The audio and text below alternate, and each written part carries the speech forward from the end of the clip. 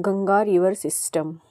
कल हमने पढ़ा था कि जो उत्तराखंड है वहाँ से आती है अलकनंदा नदी और ये भागीरथी से मिलती है देवप्रयाग में। आगे जाके ये हरिद्वार में मैदानी क्षेत्र में प्रवेश करती है, फिर यूपी में प्रवेश करती है ये बिजनौर से।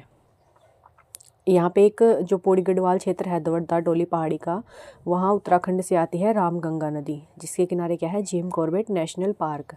और ये कहाँ मिलती है इससे? कन्नौज में।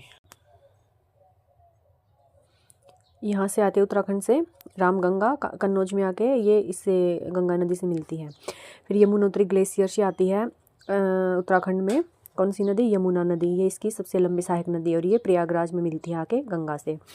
फिर ये है फुलर झील पीलीभीत से, यूपी में है ये फुलर झील पीलीभीत से गोमती नदी निकलती है और ये गाजीपुर में आके गोमती गाजीपुर गोमती गाजीपुर ये गंगा नदी से मिलती है। इसके बाद आती है कर्मनाशा नदी।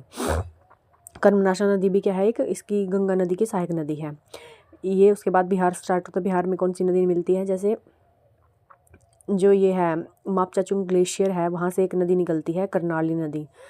उसको बाद में नेपाल में आके बोलते हैं गिरवा नदी। इसकी एक सहायक नदी है कोरियाल नदी।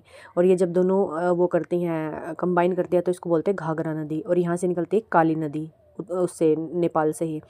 और इन दोनों के संगम के बाद ये बनती है घाघरा नदी, और घाघरा नदी बोलते हैं इसको। और ये अयोध्या जो है इसी नदी के किनारे हैं और ये छपरा में आके मिलती है इससे। फिर है उसके बाद नेपाल और तिब्बत के बॉर्डर के पास से नेपाल से निकलती है गंडक नदी और ये गंडक नदी मिलती है हाजीपुर में आके गंगा नदी से। और एक इसकी इस साइड जो मैकाल रेंज है